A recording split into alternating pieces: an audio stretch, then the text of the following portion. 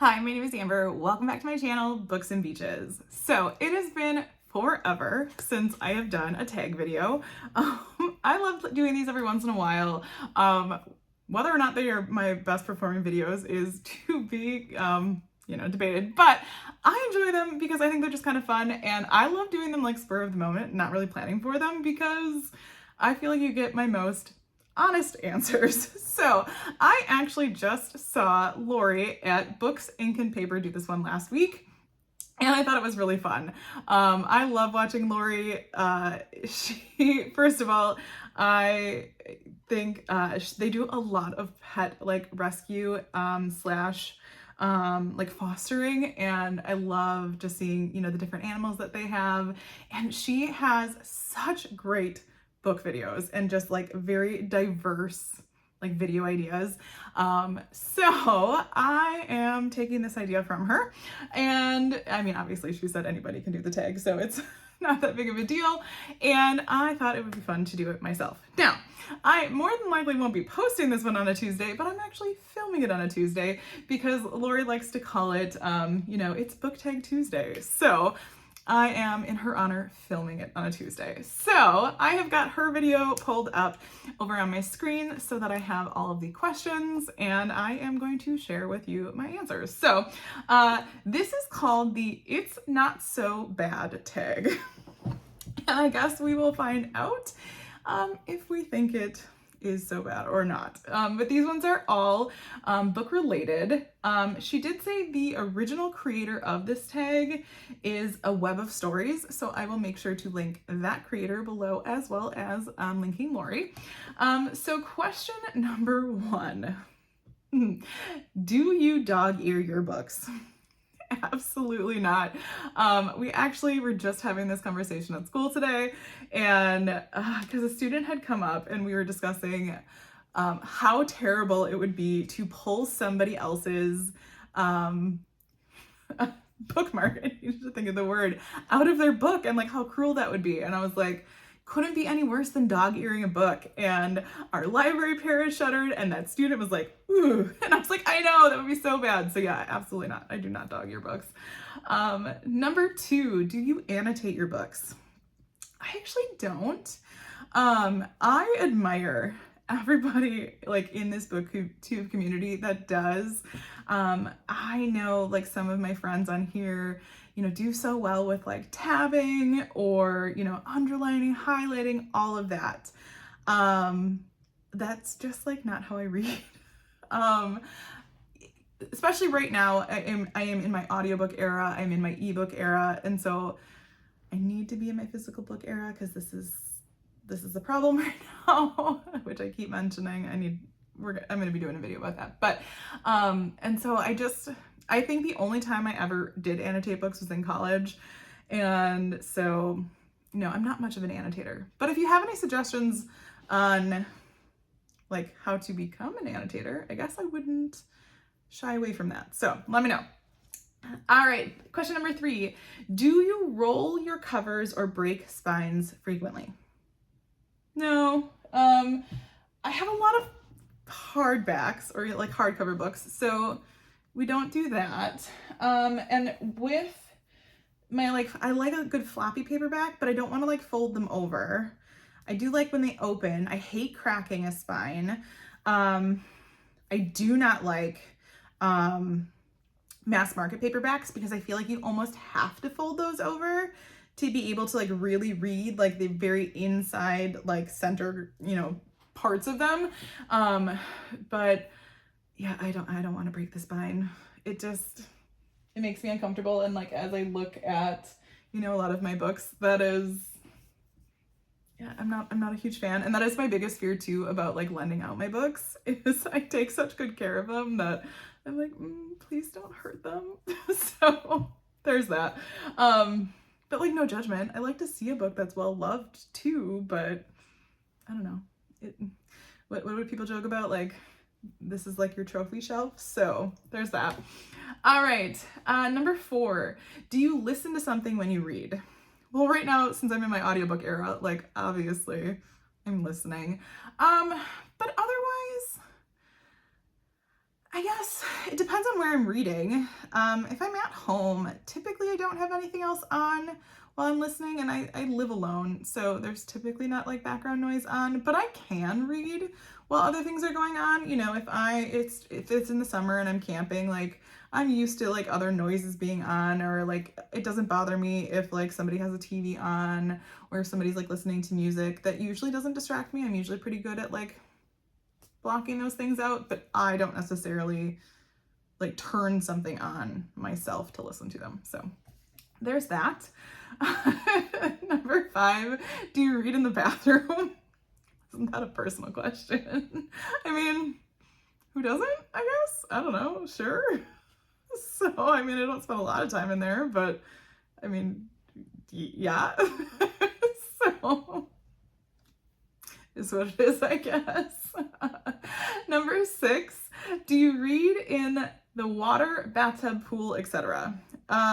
So I don't take a lot of baths, so I don't necessarily like read in the bath, and especially not with like a physical book. I do take my Kindle on vacation, and I have the older version of the Kindle Paperwhite. I don't know, my Kindle's right here. So this is technically waterproof up into a certain like point. So I will take this like by the pool. I've read like on a raft. I think I have a picture. I'll try to find a picture of it somewhere. Like in the pool, because like it can be splashed, it can get wet. And I'll do that.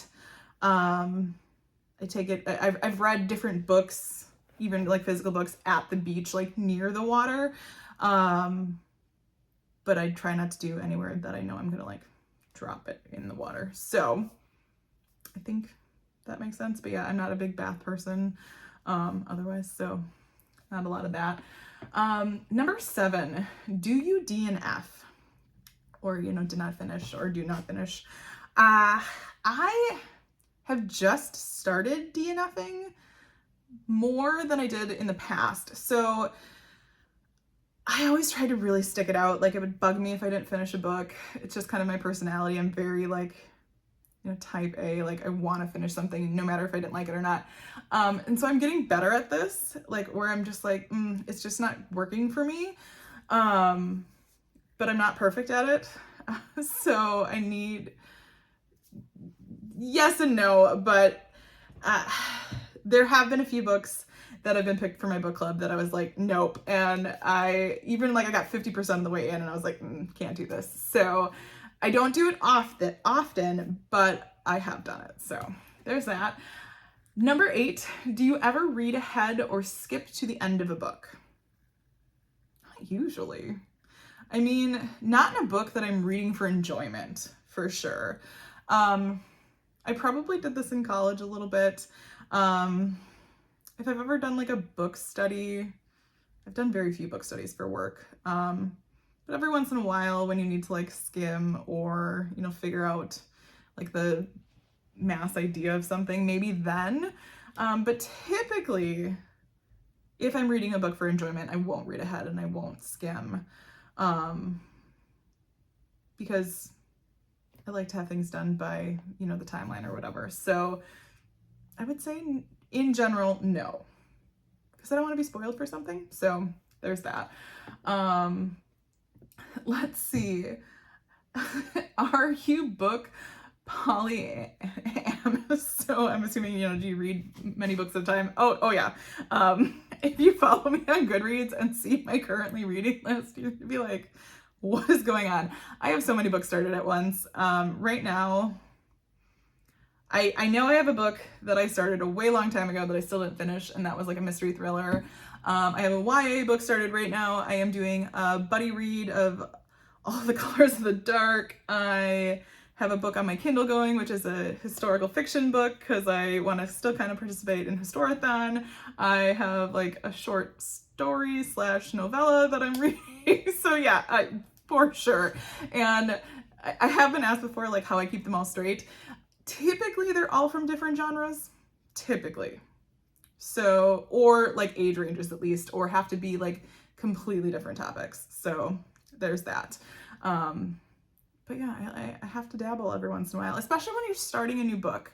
I need to know like where my tastes are going to be, or like I need to have something on my Kindle and then I need to have an audiobook, especially if they're not going to be the same. And so yeah, definitely. Number 10, do you own more books than bookshelf space? Well, considering all of those are at least double stacked, so they are stacked. I have 2 of the book carts like that. There are books on the floor down here. I have another bookshelf in the other room. There are obviously all of these books stacked on top here. Now these are ones that I'm typically waiting for my mom to read before they like get reshelved in here. Which this is like, there's no like rhyme or reason on how some of these are in here right now. And then I have a whole like bin of books in my garage right now that are my Pango books.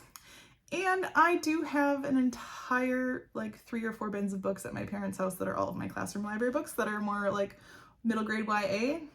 Yeah, I own way more books than bookshelf space, and I probably need to do a little bit more something about it. So no pressure, but if you ever wanted to check out a Pango shop, I've got really good prices, so there's that.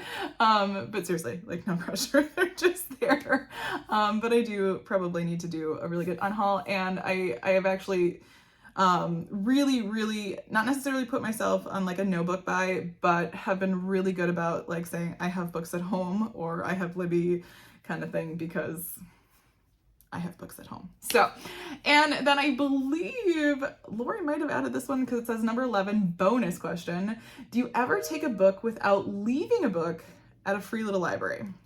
Now, I really try not to do this now, but I will admit, like, I did not realize that was kind of like the rule at the beginning. So, when I first like realized what free little libraries were, you know, I always like look for a book, but I didn't realize, even though I guess I should have, that it was like take one, leave one kind of thing. And I'm sure it's probably even written on like a little plaque, but reading is hard.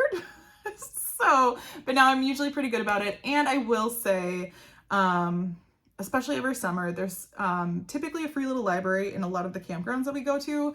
And I will take a stack of books and put multiple books in, a lot of times without even taking a book at some of those. So if I have done this before, I will make up for it at some point later. I do like, and I think it was Lori that mentioned this in her video, she says she keeps like a box of books in her car so that if she does stop at any free little libraries, she will, you know, drop off a book there, even if she doesn't take one. So I thought that was a great idea.